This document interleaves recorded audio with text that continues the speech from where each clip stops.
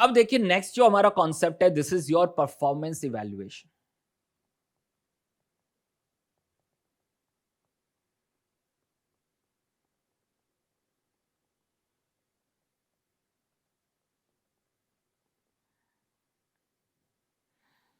Performance evaluation, performance evaluation का क्या क्या मतलब है कि मुझे चेक करना है कि मेरे पोर्टफोलियो की परफॉर्मेंस कैसी रही। ठीक है, तो this is we are also using in our mutual fund. तो मैंने पहले ही बताया था, फर्स्ट क्लास में बता दिया था कि यहाँ पर जो आप म्यूचुअल फंड में कॉन्सेप्ट सीखे हैं वही सब पोर्टफोलियो के लिए भी एप्लीकेबल है। जो पोर्टफोलियो में आप कॉन्सेप्ट सीख रहे हैं, this is also applicable for the mutual fund. कोई भी क्वेश्चन म्यूचुअल फंड बन के आ सकता है पोर्टफोलियो के अंदर, कोई भी क्वेश्चन वहां पर म्यूचुअल फंड का क्वेश्चन वहां पर पोर्टफोलियो के कॉन्सेप्ट को ऐड कर सकता है। तो ये बात ध्यान रखना, दोनों कॉन्सेप्ट एक दूसरे के साथ लिंक्ड है, एक दूसरे के साथ ही पढ़ने के लिए है। तो वहां पर पूरा जो फोकस था, this is on calculation of return था। मेजर कॉन्सेप्ट वहां पर रिटर्न कैलकुलेशन ही था, एनएवी कैलकुलेशन ही था, और यहां पर रिस्क कैलकुलेशन है। ठीक है, तो याद रखना, वहां रिटर्न की बात कर रहे थे, यहां पर किसकी बात कर रहे हैं, रिस्क की बात कर रहे हैं। तो काफी सारे कॉन्सेप्ट में आपको यहां पर म्यूचुअल फंड देखने को मिलेगा, और एग्जाम में भी क्वेश्चन म्यूचुअल फंड के साथ मिलके आ सकते हैं। तो वो मर्ज कर सकते हैं दोनों कॉन्सेप्ट को। तो अच्छे से दोनों को, बहुत अच्छे से हमें क्वेश्चन को करने हैं, सारे क्वेश्चंस को करने हैं, और जिससे वो लिंकेज वो हमें क्लैरिटी से पता होना चाहिए। तो वो क्वेश्चन में रिस्क के लिए पोर्टफोलियो यूज कर सकते हैं, और रिटर्न के लिए म्यूचुअल फंड को भी यूज कर सकते हैं। उस लेवल का क्वेश्चन वहां पर ड्राफ्ट हो सकता है, कोई भी लेवल का क्वेश्चन ड्राफ्ट हो सकता है। तो standard is very high in mutual fund, standard is very high. Institute का जो स्टैंडर्ड है बहुत हाई है। वहां पर आपके पास डिफरेंट टाइप्स ऑफ क्वेश्चंस हमने कवर किए थे। सेम पोर्टफोलियो के अंदर नए नए क्वेश्चंस वो ड्राफ्ट कर रहे हैं। तो आप समझ जाइए कि कॉन्सेप्चुअल होके जाना पड़ेगा, आप कोई क्वेश्चन रट नहीं सकते हैं। ये मैं आपको क्लैरिटी से बता रहा हूं। तो देखिए सर, परफॉर्मेंस इवैल्यूएशन, और लिख लो इस पे, also applicable for mutual fund.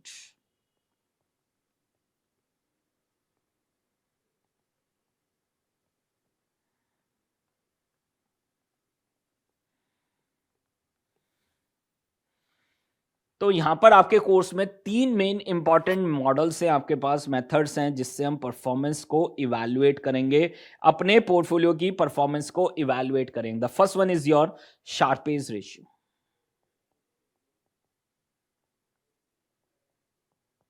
Second one is your Treynor ratio,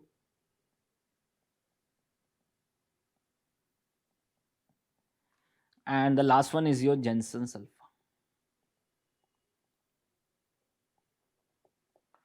Jensen's alpha.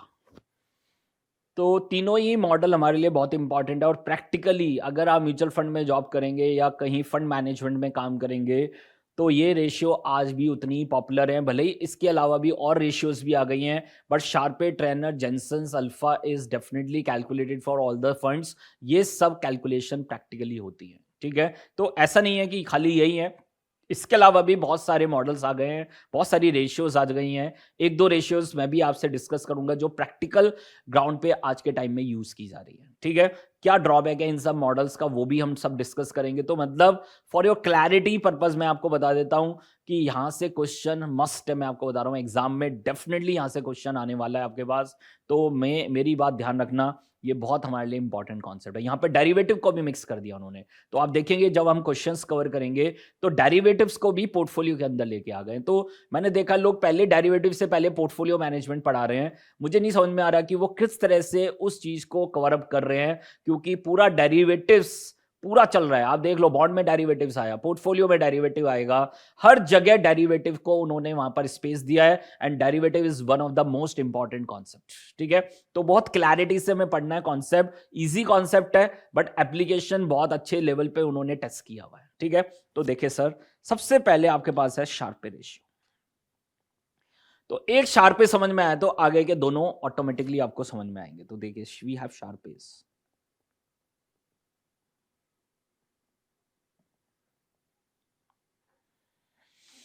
तो सबसे पहले जो स्टैंडर्ड की बात कर रहे हैं हम यहाँ पर, स्टैंडर्ड, क्योंकि हम यहाँ पर बेंचमार्क रिटर्न से क्या करेंगे, स्टैंडर्ड फिक्स करेंगे। स्टैंडर्ड की क्यों बात कर रहे हैं, क्योंकि we are talking about the performance evaluation. ठीक है, तो मैं आपकी परफॉर्मेंस चेक करना चाहता हूं, तो आइसोलेशन में कभी चेक नहीं हो सकती, आपको एक स्टैंडर्ड को क्या करना पड़ेगा, फिक्स करना पड़ेगा। तो देखिए सर, वी हैव बेंचमार्क। सो हमारे स्टैंडर्ड को क्या बोलते हैं, बेंचमार्क।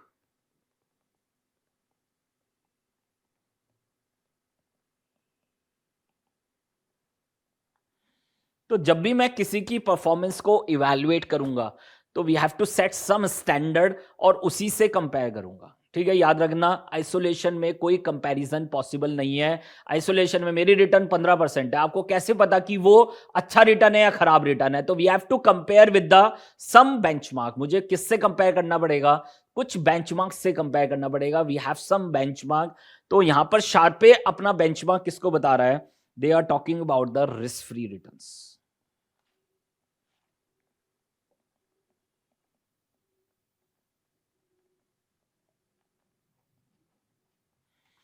तो दिस इज आरएफ।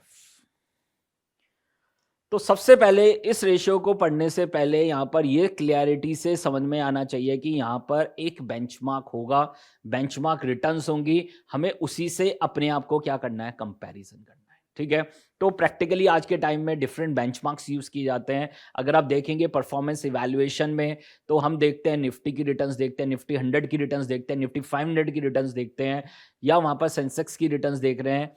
तो अलग अलग बेंचमार्क आपके पास इंडेक्सेस हैं जो मार्केट में अवेलेबल हैं, जिनको हम एज ए बेंचमार्क यूज करते हैं, and then we have to calculate the performance evaluation. ठीक है, तो प्रैक्टिकली थोड़ा डिफरेंट है आज के टाइम में, वो भी हम डिस्कस करेंगे, बट हमें सबसे पहले शार्पे पे टारगेट करना है। और शार्पे किसके बारे में बात कर रहा है? This is about the benchmark and the benchmark is of risk free return. तो वो कह रहे हैं भाई मुझे वहां पर बेंचमार्क किसको बनाना है? रिस्क फ्री को बनाना है। मान लो मार्केट में रिस्क फ्री रिटर्न्स आर 8%, तो मुझे 8% से ज्यादा तो कमाना ही कमाना है, and this is the performance evaluation.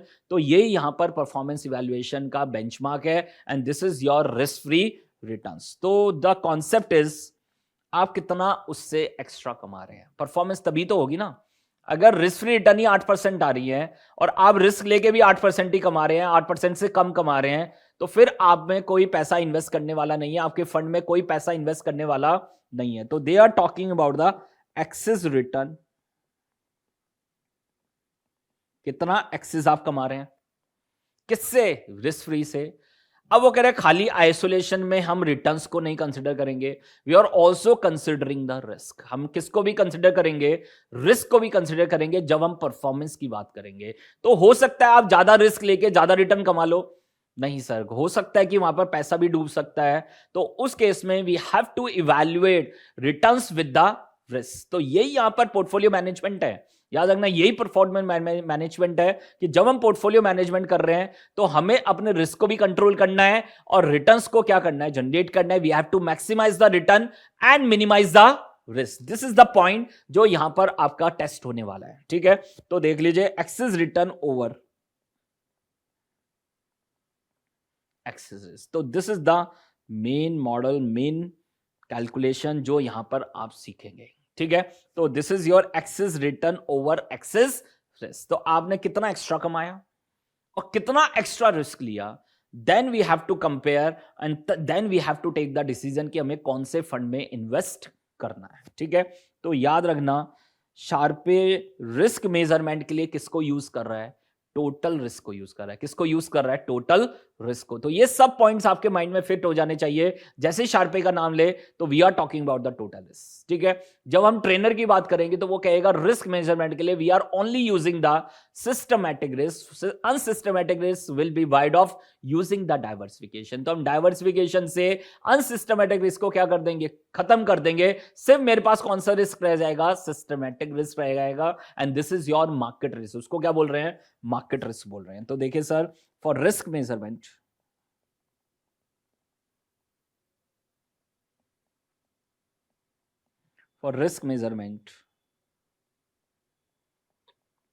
Sharpe use total risk, that is standard deviation sigma, star point है। तो what is Sharpe ratio?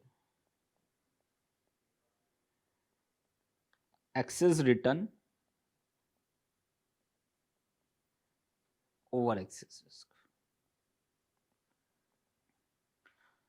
And the benchmark is risk free return. याद रखना बेंचमार्क मेरे पास क्या है? रिस्क फ्री है। तो what is excess return? जो भी आपके पोर्टफोलियो ने रिटर्न कमाया, this is return of the portfolio minus किससे कंपेयर कर रहे हैं? बेंचमार्क क्या है? रिस्क फ्री रिटर्न से। तो आपने रिस्क फ्री से कितना एक्स्ट्रा कमाया? रिस्क फ्री रिटर्न्स आर 8%, आपने कमाया 13%, तो आपने कितना एक्स्ट्रा कमाया? 5% आपने एक्स्ट्रा कमाया, बट आपने एक्स्ट्रा रिस्क भी तो लिया ना सर। तो this is your excess risk. तो standard deviation of the portfolio minus what is the risk of risk free securities. जो भी आपके पास रिस्क फ्री सिक्योरिटीज है उसका रिस्क क्या है सर? 0। देख लीजिए, दिस इज योर 0%। तो ये आपके पास क्या आ गया, देख लीजिए, this is your Sharpe ratio. अब ध्यान से देखना, अगर रेशियो ज्यादा है तो बेटर है ना। रेशियो अगर ज्यादा है, मान लो मेरे पास 4 फंड्स हैं ABCD, we have 4 funds, 4 portfolio manager, 4 mutual fund, कोई भी आप नाम ले सकते हैं, because we can use anywhere for performance evaluation. ठीक है, तो मान लो बी की शार्पे रेशियो सबसे ज्यादा है, बी की शार्पे रेशियो सबसे ज्यादा है, तो मतलब बेटर है ना। क्यों? दिस इज, देख लीजिए यहां पर, excess return over excess risk. तो जितनी ज्यादा होगी मतलब आप ज्यादा रिटर्न कमा रहे हैं for per unit of risk, for per unit of risk, याद रखना। तो दिस इज एक्सेस रिटर्न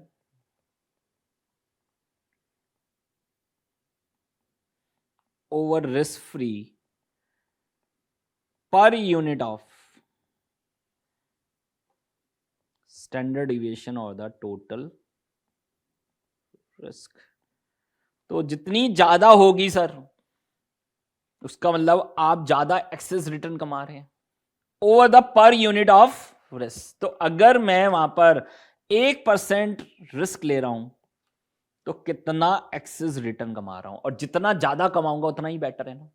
तो if you are taking 1% risk, if you are taking 1% risk for excess return, so this is excess return over the risk free per unit of total risk per unit of standard deviation। तो अगर आप 1% risk ले रहे हैं और उसमें आप access return कमा रहे हैं, मान लो 0.5 कमा रहे हैं एक्सेस, ये 0.4 कमा रहा है, ये 0.3 कमा रहा है, ये 0.2 कमा रहा है, तो कौन सा बेटर है? बी बेटर है। ठीक है, तो यहां पर ध्यान रखना, जितना ज्यादा वहां पर रेशियो होगा उतना ही बेटर क्या होगा? परफॉर्मेंस होगा। तो this is about the higher the ratio better the performance.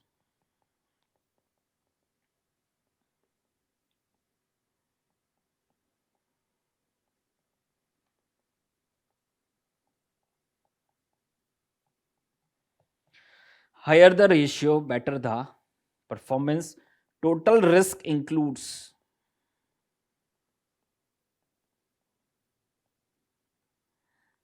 systematic risk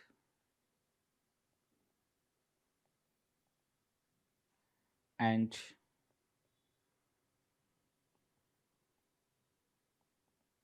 unsystematic risk। total risk includes systematic risk and unsystematic risk। ठीक है, तो ये बात आप क्लैरिटी से अपने माइंड में फिक्स कर लो कि जैसा रेशियो हमने पढ़ा है वैसा ही यूज करना है। ठीक है, उसको इम्प्रोवाइज नहीं करना, इम्प्रोवाइजेशन हम आगे डिस्कस करेंगे। तो जैसा रेशियो उन्होंने बनाया शार्पे ने, वैसा ही रेशियो हम यहाँ पर कवर कर रहे हैं। And this is very simple, excess return over excess risk. ठीक है, and the benchmark is risk free for performance evaluation. याद रखना, हम हमेशा क्या करते हैं? Apple to apple comparison. याद रखना, जब भी मैं वहां पर 4 लोगों की परफॉर्मेंस चेक करूंगा तो हम क्या करेंगे? एप्पल टू एप्पल कंपैरिजन, मतलब सबका बेस क्या होना चाहिए? सेम। और यहां पर बेस क्या है? Total risk. यहां पर बेस क्या है? Total risk. यहां पर बेंचमार्क क्या है? Risk free return. 2 चीजें आपको माइंड में फिक्स रखनी है। शार्पे किसको यूज कर रहा है? टोटल रिस्क को। शार्पे बेंचमार्क किसको यूज कर रहा है? रिस्क फ्री रिटर्न्स को यूज कर रहा है। तो this is RP minus RF divided by standard deviation of the portfolio minus 0, तो simply standard deviation of the portfolio। तो this is excess return over risk free per unit of total risk, and total risk includes the systematic risk and the unsystematic risk। साथ में note भी लिख लो, we are always go for the apple to apple comparison। मान लो we have A B C D, मेरे पास 4 funds हैं, we have 4 funds. या तो मैं सबके लिए शार्पे निकालूंगा, या सबके लिए क्या निकालूंगा? ट्रेनर्स, या सबके लिए क्या कैलकुलेट करूंगा? Jensen alpha. This is simply alpha. Cross calculation नहीं हो सकती कि मान लो ए फंड के लिए मैंने निकाल लिया शार्प, बी के लिए निकाल लिया मैंने ट्रेनर, सी के लिए निकाल लिया मैंने अल्फा। नो सर, फिर कंपैरिजन पॉसिबल नहीं है, बिकॉज सबका जो कॉन्सेप्ट है वो डिफरेंट है, सबका बेस क्या है, डिफरेंट है। ठीक है, तो यहां पर जो बेस है वो किस चीज को वहां पर, जब हम रिस्क की डिटर्मिनेशन कर रहे हैं, रिस्क को वहां पर इन्वॉल्व कर रहे हैं, तो they are considering total risk. वो किसको कंसिडर कर रहा है, टोटल रिस्क शार्प पे। जब हम ट्रेनर पे पहुंचेंगे, they are only considering the systematic risk. वो कौन सा रिस्क ले रहा है, सिर्फ सिस्टमैटिक रिस्क। तो याद रखना, this is apple to apple comparison. जब भी होगा apple to apple comparison for performance evaluation.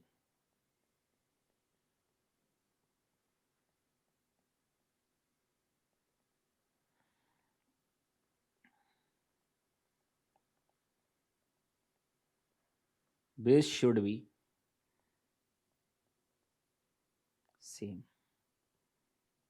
that is apple to apple comparison, that is apple to apple comparison, either Sharpe ratio is used or Trainer ratio or Jensen's alpha।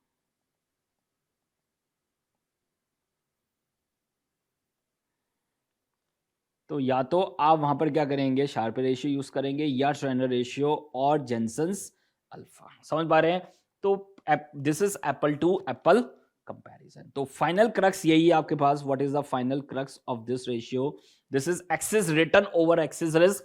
Benchmark आपके पास क्या है, risk free है। और risk measurement के लिए हम क्या यूज कर रहे हैं, स्टैंडर्ड डिविएशन। हम किसको यूज कर रहे हैं, स्टैंडर्ड डिविएशन। तो this is the benchmark and this is for risk measurement. तो what is our ratio, excess return over risk free, देख लीजिए। And this is excess risk over risk free. तो स्टैंडर्ड डिविएशन पोर्टफोलियो माइनस 0। तो ये मेरे पास क्या निकल के आ गया, Sharpe ratio. This is my Sharpe ratio. तो यहां पर इसको क्या बोलते हैं, this is reward to variability ratio. क्या बोलते हैं इसको, रिवॉर्ड टू वेरिएबिलिटी। तो कई बार क्वेश्चन में डायरेक्ट नाम आ जाता है, रिवार्ड टू वेरिएबिलिटी रेशियो निकालो। तो रिवार्ड टू वेरिएबिलिटी, वेरिएबिलिटी का क्या मतलब है, वेरिएशन। एंड वेरिएशन का क्या मतलब था, स्टैंडर्ड डिविएशन। तो यहां से भी आप लिंक कर सकते हैं, इसका जो निक नेम है, this is reward. Reward is excess return and what is variability, this is standard deviation. तो excess return over excess risk and this is all about your Sharpe ratio. ठीक है, बहुत क्लैरिटी से आप check कर सकते हैं। तो सिंपल रेशियो है, कुछ याद नहीं करना आपको, उसके कॉन्सेप्ट को माइंड में रखना है। And this is the simple concept, axis return over excess risk. For the benchmark, we are using risk free. For the risk measurement, we are using the total risk. तो बन गई ratio, this is RP minus RF divided by standard deviation of the portfolio minus 0, and this is your Sharpe ratio. Now the second one आपके पास क्या है, trainer ratio. Second one आपके पास क्या है, ट्रेनर रेशियो, ट्रेनर्स। तो अगर आप म्यूचुअल फंड का परफॉर्मेंस शीट देखेंगे ना, तो वहां पर ये कॉमनली आपको मिलेंगे, Sharpe ratio, trainer ratio and Jensen's alpha. अब जो इसका निक नेम है ना, वो पता क्या है, reward to volatility ratio.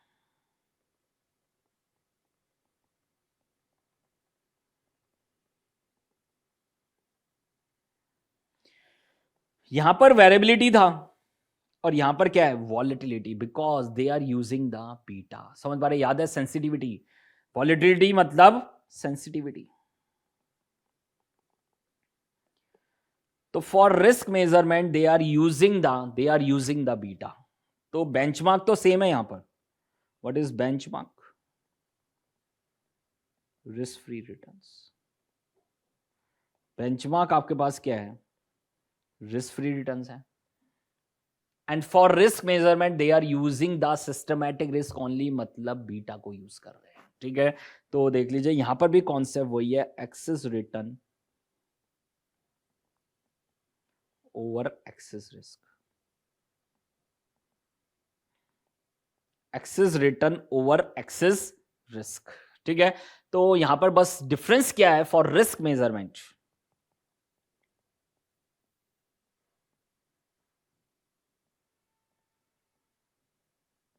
For risk measurement trainer uses beta, that is systematic risk, that is systematic risk only. Unsystematic risk,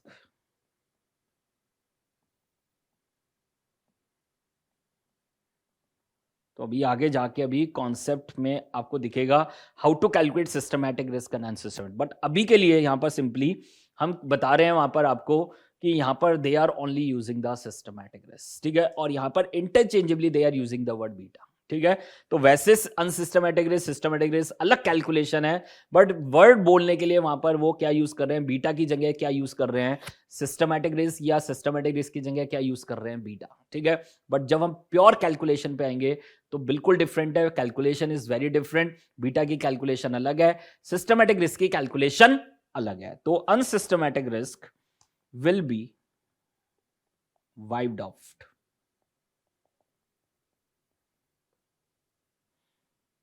using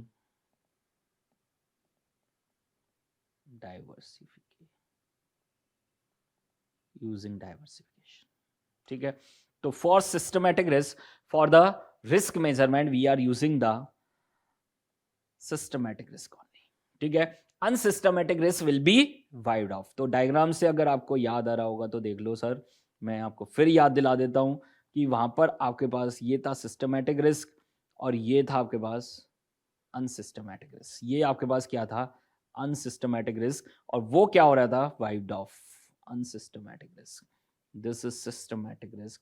हम इस रिस्क को क्या कर सकते हैं, मिनिमाइज कर सकते हैं, this is using the diversification. ठीक है, तो ज्यादा से ज्यादा अपनी पोर्टफोलियो में डिफरेंट एसेट क्लास को ऐड करेंगे जिनका कोरिलेशन आपस में क्या होगा, कम होगा। इनका कोरिलेशन क्या होगा, कम होगा। ज्यादा से ज्यादा securities, more and more securities means more diversification benefit, and lower correlation means more diversification benefit. तो हम अनसिस्टमैटिक रिस्क को क्या कर देंगे, वाइड ऑफ कर देंगे, उसको खत्म कर देंगे। सिर्फ कौन सा रिस्क रह जाएगा, systematic risk, and this is your market risk. इसी को क्या बोलते हैं, market risk.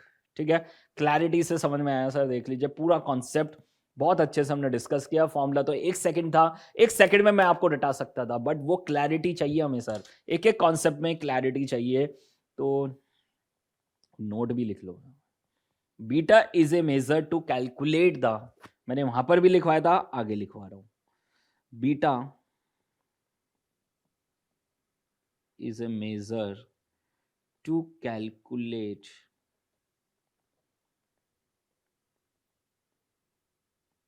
systematic risk, to calculate systematic risk, but beta is not equal to systematic risk। ठीक है, इंटरचेंजेबली मार्केट में यूज किया जा रहा है उस वर्ड को, तो यहां पर they are using the beta, technically they are using the beta. तो what is Treynor ratio,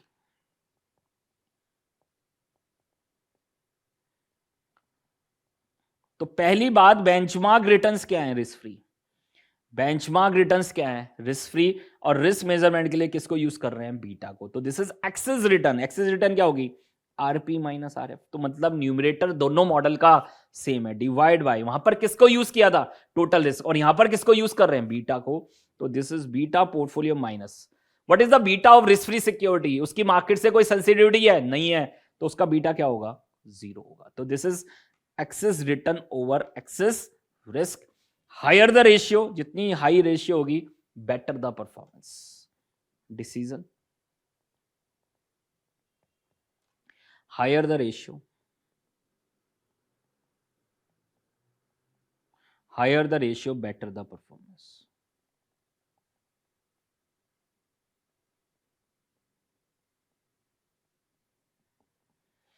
better the performance. ठीक है, चेक कर लीजिए एक बार। तो ये आपके पास देख लीजिए, this is your Treynor ratio. ये आपके पास क्या है, ट्रेनर रेशियो। तो पहले हमने डिस्कस किया शार्पे और दूसरा हमने ट्रेनर रेशियो डिस्कस किया। दोनों में सिर्फ ये डिफरेंस था, वहां टोटल रिस्क यूज हो रहा था, यहाँ बीटा यूज हो रहा है, टेक्निकली सिस्टमैटिक रिस्क ओनली। ठीक है, तो this is the difference only. Benchmark दोनों में ही क्या है, risk free returns are the benchmark.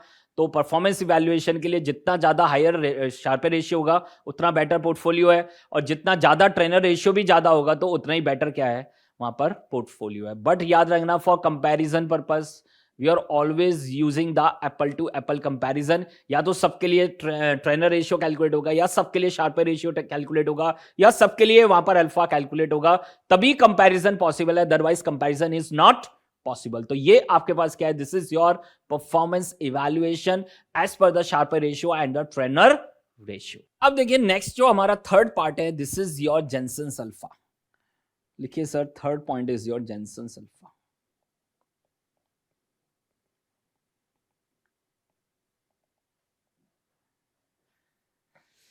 अब ये बिल्कुल डिफरेंट है सर।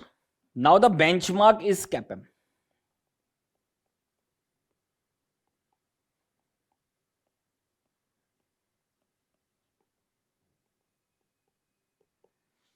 तो उन्होंने बेंचमार्क किसको बना लिया सर, कैपएम को बना लिया सर। कि कैपएम क्या है आपके पास, these are the market return measure, कि मार्केट का आप रिस्क फ्री ले रहे हैं, रिटर्न मार्केट ले रहे हैं, बीटा ले रहे हैं, सेंसिटिविटी ले रहे हैं, सब चीजों को कंसिडर करके आप रिटर्न निकाल रहे हैं। तो दिस इज द बेंचमार्क, ये बेंचमार्क है sir.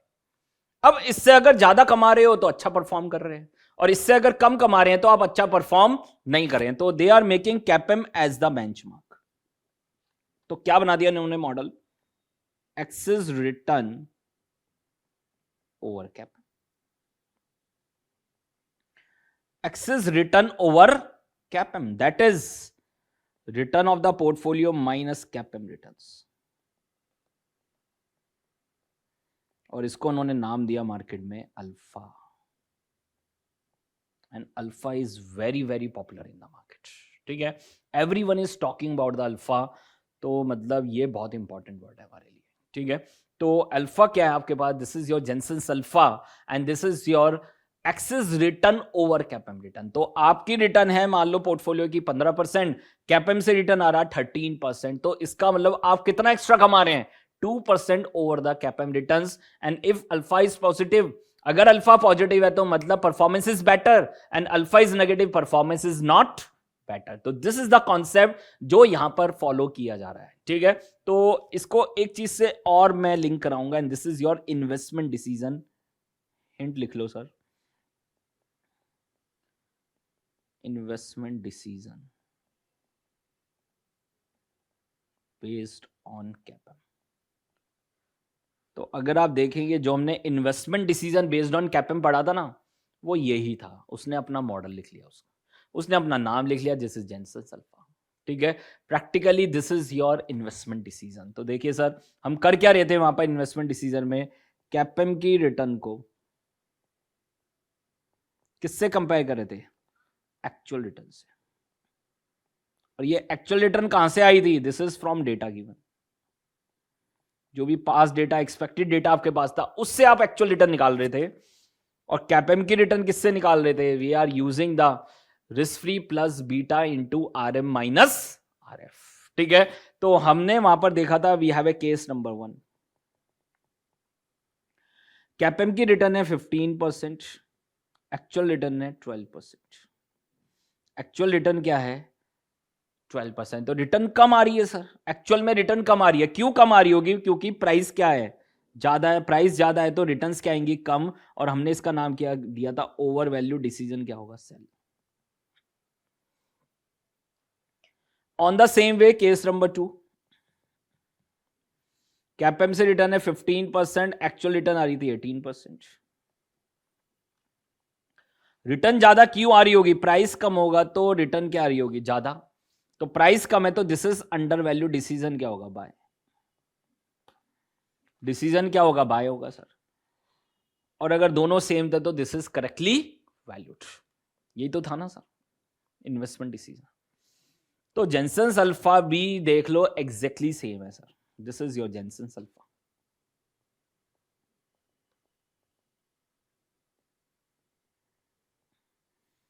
This is your excess return over CAPM, CAPM is the benchmark, तो एक्सिस रिटर्न ओवर कैपेम मतलब आरपी माइनस कैपेम, यही होगा sir. And what is RP? Actual return minus CAPM returns, and this is your Jensen's alpha, यही आपके पास क्या है, this is your Jensen's alpha, actual minus CAPM, actual minus CAPM. अब रख के देख लो सर, एक्चुअल रिटर्न मेरी कितनी है 18% और कैपेम से कितनी है 15%, तो देखना सर 18% माइनस 15%, तो अल्फा इज पॉजिटिव। अल्फा अगर पॉजिटिव है तो मतलब आप एक्स्ट्रा कमा रहे हैं, कैपेम से एक्स्ट्रा कमा रहे हैं, तो परफॉर्मेंस इज बेटर। दूसरे केस में वहां पर आपके पास देख लीजिए actual is 12% minus 15%, alpha is negative, performance is not better. तो अल्फा पॉजिटिव है, देख लो परफॉर्मेंस इज बेटर, और यहां पर ये क्या आ रहा है अंडर वैल्यूड, ये क्या आ रहा है अंडर वैल्यूड, और यहां पर ये क्या आ रहा है ओवर वैल्यूड आ रहा है। तो देख लो दोनों एक ही चीज है, सिर्फ लिखने का फर्क है, interpretation is the same, interpretation same है, डिसीजन इज सेम, सिर्फ वहां पर लिखने का फर्क है। We have to compare the CAPM returns with the actual returns, और यहां पर वो कह रहे हैं this is excess return over CAPM, तो this is actual minus CAPM. तो कंफ्यूज मत हो जाना, सिर्फ आपको लिंक करने के लिए बताया था। वहां पर कैपेम को रिटर्न को कंपेयर कर रहे थे एक्चुअल से, और यहां पर वो कह रहा है this is actual minus CAPM. Alpha is positive, performance is better, alpha is negative, performance is not better. तो लिख लो डिसीजन क्या होगा sir,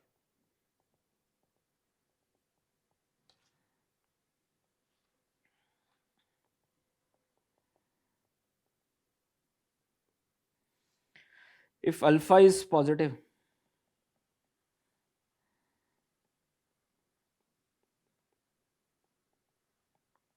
performance is better,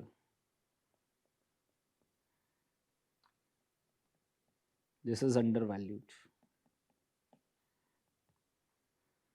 If alpha is negative,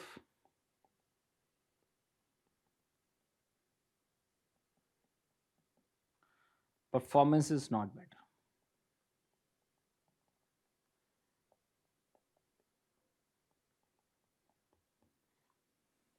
This is overvalued. Check कर लीजिए एक बार। तो ये आपके पास this is all about your Jensen's alpha, ये आपके पास क्या है जेनसेंस अल्फा, ठीक है। क्लैरिटी से देख लीजिए, तीनों मॉडल हमने कवर कर लिया है, this is your Sharpe, Treynor and Jensen's alpha. अब देखिए आगे सर, आपके पास एक नोट बना के लिखो, and this is your extra part.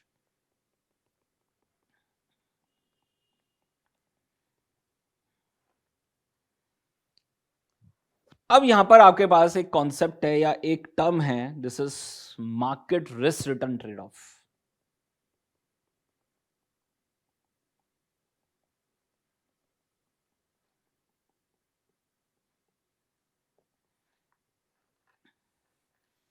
तो क्वेश्चन में वो पूछ सकता है what is market risk return trade off, तो सिंपल टर्म्स में बात करूं तो this is simply the Sharpe ratio of market.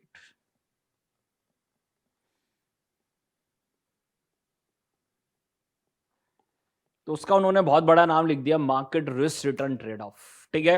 जो मार्केट का रिस्क और रिटर्न है उसमें क्या कंपैरिजन है, ठीक है, वो ये पूछना चाहता है। तो this is simply the Sharpe ratio of the market, this is the Sharpe ratio of the market. तो बेंचमार्क क्या था, शार्पे का बेंचमार्क क्या था, risk free returns. Now we want to check the performance of the market, हम किसकी performance check करना चाहते हैं, मार्केट। और मार्केट का मतलब मेरे लिए क्या है, निफ्टी सेंसेक्स, जो भी आपके पास इंडेक्सेस है, मार्केट इंडेक्सेस हैं, this is the market for us, ठीक है। तो याद रखना, we want to calculate the Sharpe ratio of the market, याद रखना, we want to calculate the Sharpe ratio of the market. Technically we want to check the performance of the market, to check the performance of the market, to check the performance of the market, to check the performance of the market। Clear है। तो कैसे calculate करेंगे, this is excess return over excess risk.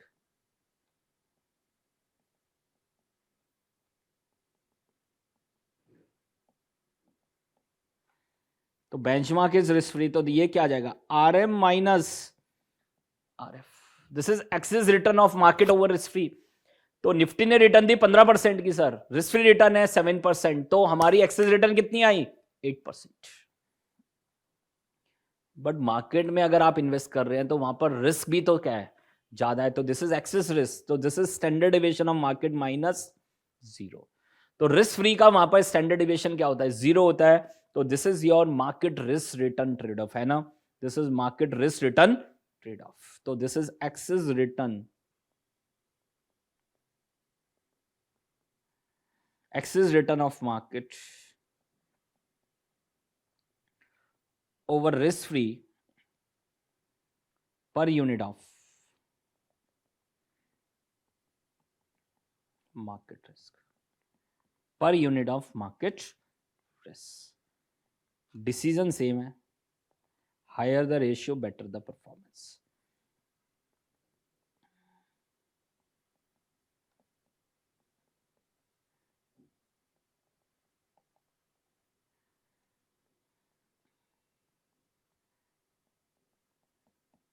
Higher the ratio better the performance.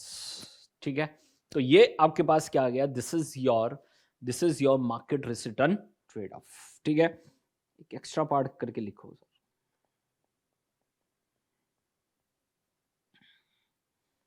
आज के time में जो सबसे ज्यादा यूज की जा रही है, this is your IR, this is information ratio.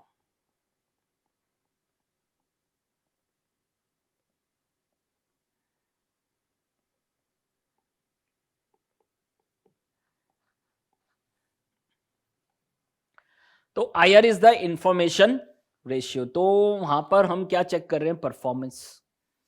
हम देखना चाहते हैं हमारे पोर्टफोलियो की कैसी परफॉर्मेंस रही.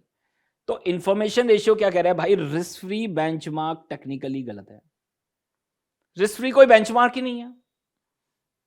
तो बेंचमार्क क्या है, मार्केट रिटर्न है. याद रखना, बेंचमार्क्स क्या है, मार्केट रिटर्न है.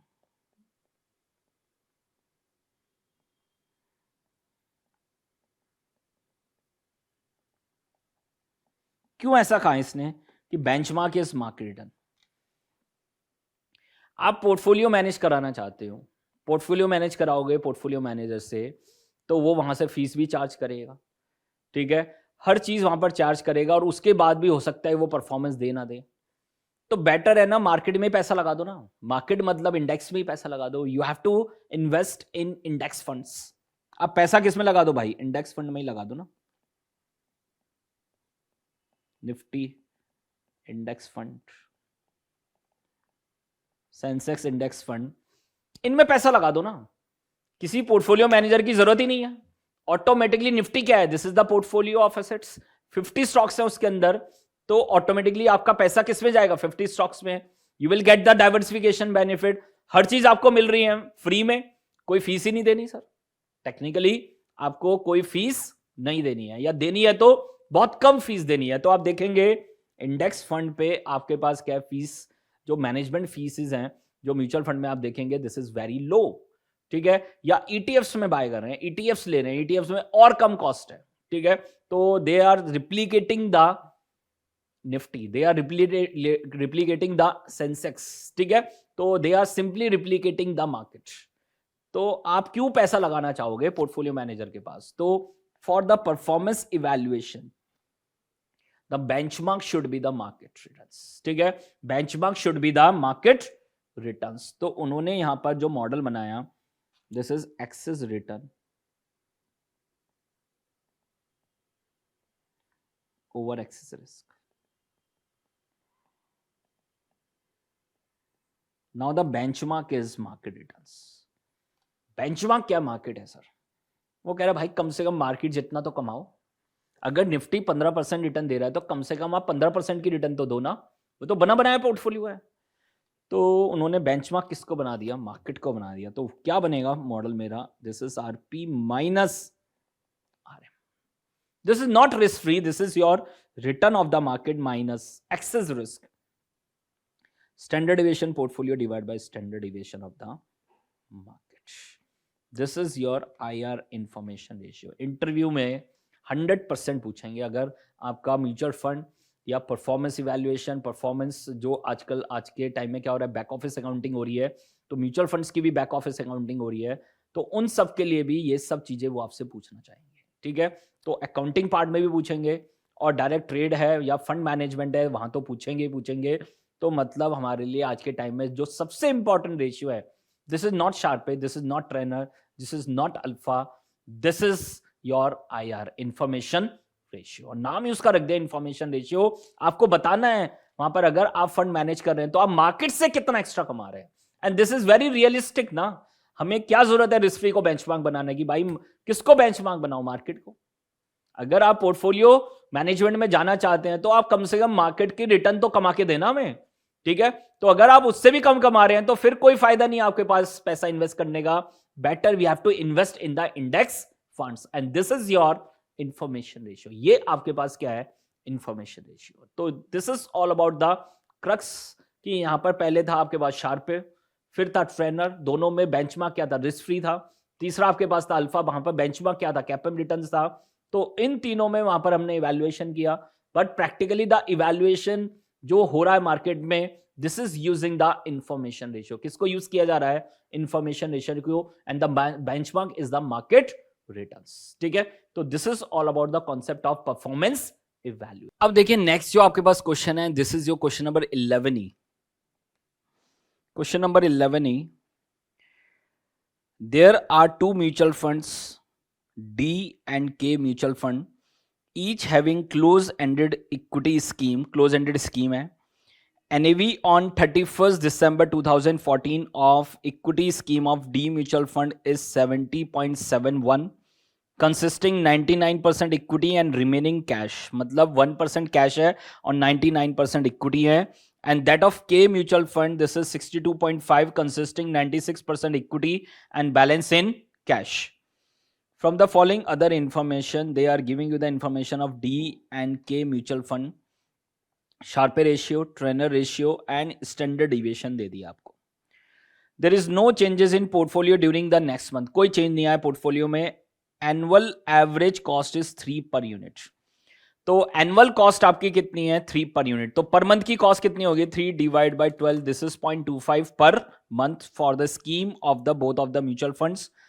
अब ध्यान से पढ़ना, यहां पर डेरिवेटिव आ गया, म्यूचुअल फंड आ गया, सब कुछ आ गया इस क्वेश्चन के अंदर। तो this is the mutual fund plus portfolio management plus derivative, 3 chapter को एक साथ लेके आ गए इस क्वेश्चन में।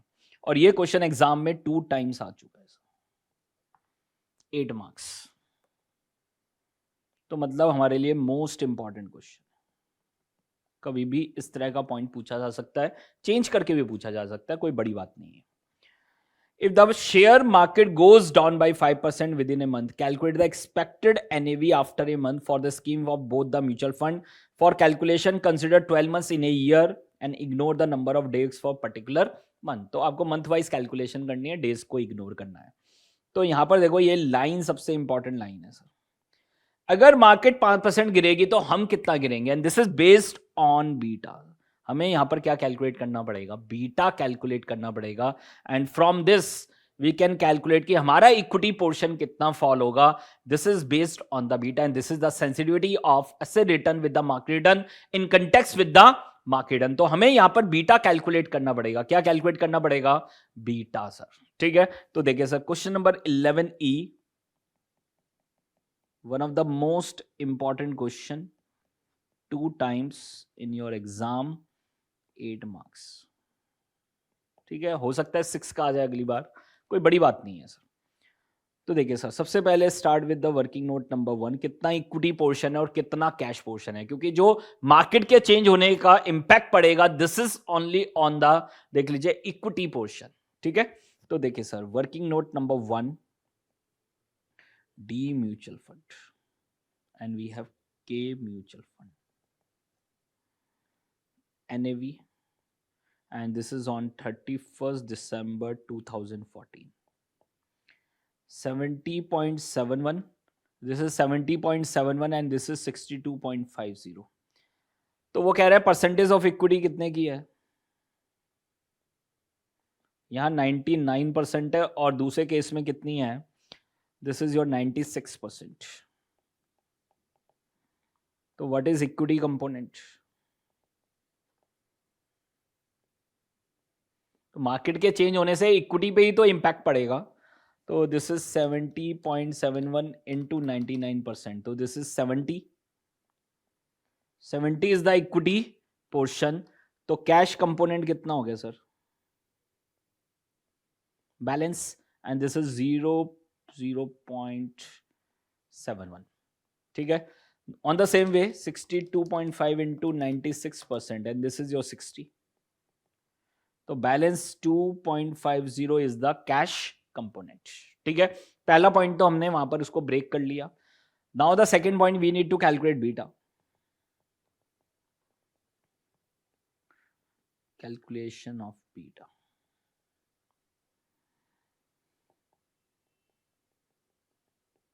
D mutual fund, D mutual fund में सर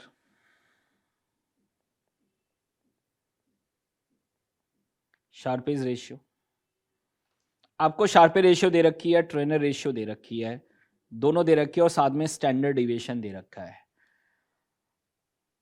तो देखिए सर, मेरे पास आरपी और आरएफ दोनों ही नहीं है, तो वो हम देख लेंगे सर. तो RP minus RF divide by standard deviation of the portfolio. ये आपको 2 दे रखा है डी म्यूचुअल फंड का.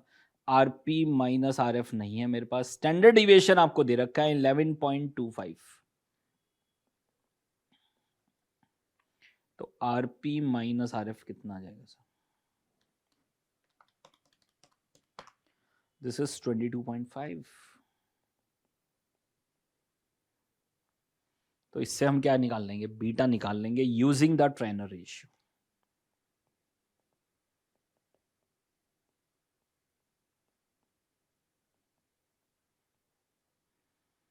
This is RP minus RF divide by beta of the portfolio.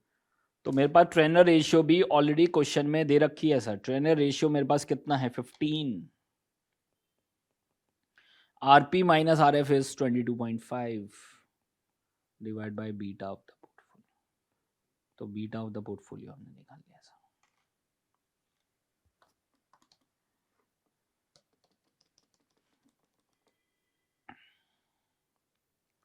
तो 22.5 divide and this is your, check कर लीजिए 1.5 times,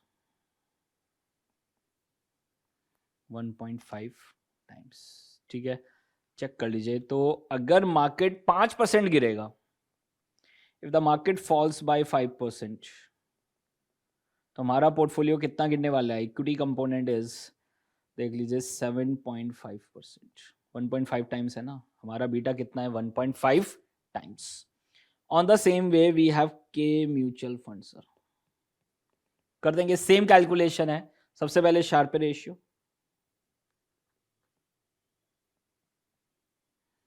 and this is RP minus RF divided by standard deviation. कितना दे रखा है, 3.3 and this is your standard deviation is 5.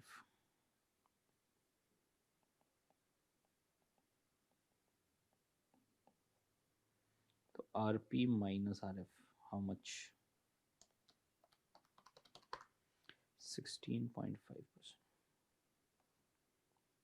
तो कर देंगे trainers,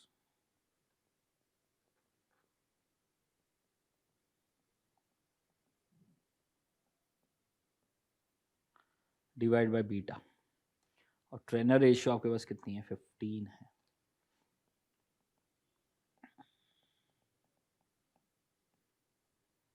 तो बीटा पोर्टफोलियो कितना आ जाएगा, 1.10 टाइम्स. मतलब इफ मार्केट फॉल बाय 5%, तो पोर्टफोलियो कितना फॉल होगा, दिस इज 5.5% इक्विटी पोर्शन. ठीक है, तो ये आपके पास देख लीजिए, this is your beta portfolio, और उसकी इंटरप्रिटेशन को यूज करके हम क्या निकाल देंगे, रिवाइज वैल्यू निकाल देंगे. तो देखिए working note number 3, this is your working note number 3, revised value.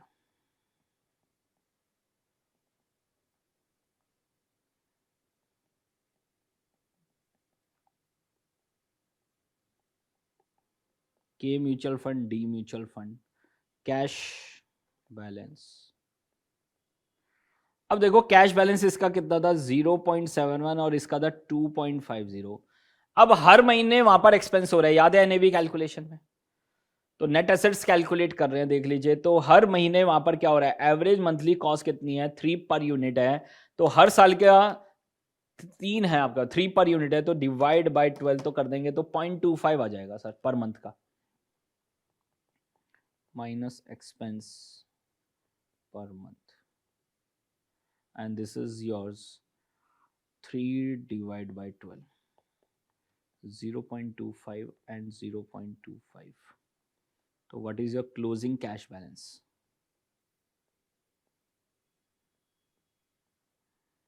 Closing cash balance is 0.46, ठीक है, एंड दिस इज योर 2.25। तो मेरे पास एक तो कैश बैलेंस आ गया, दूसरी तरफ मैं इक्विटी पोर्शन और कैलकुलेट कर दूंगा सर।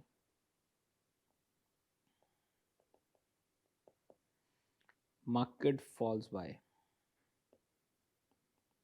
5%, 5%, 5%। इक्विटी कितने का था 70 एंड 60 था सर। इक्विटी कितने का था 70 एंड 60, देख लीजिए। तो बीटा कितना है आपके पास 1.5 times and this is 1.10 times. तो if market falls by 5%, if market falls by 5%, तो equity will fall by, this is 7.5% and this is 5.5%। Check कर लीजिए। तो what is the revised value of equity?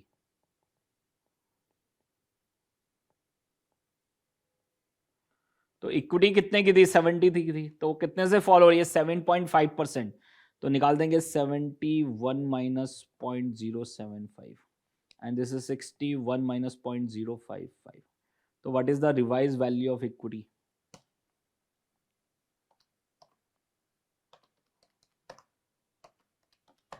$64.75।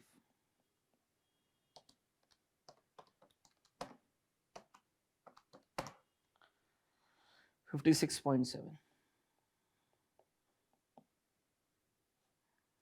तो what is the main solution?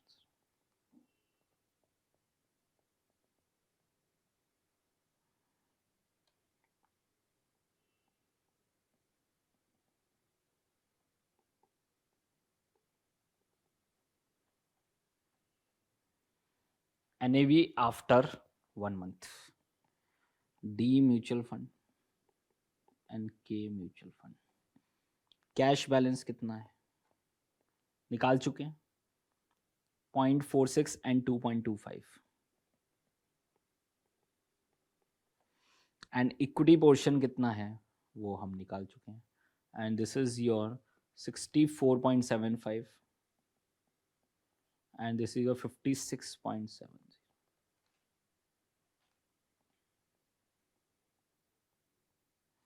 NAV after 1 month।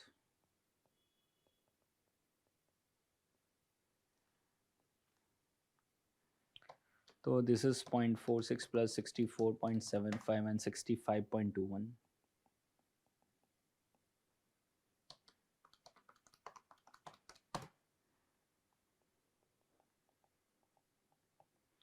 $58.95। Check कर लीजिए एक बार। तो ये आपके पास था, this is all about your question number 11।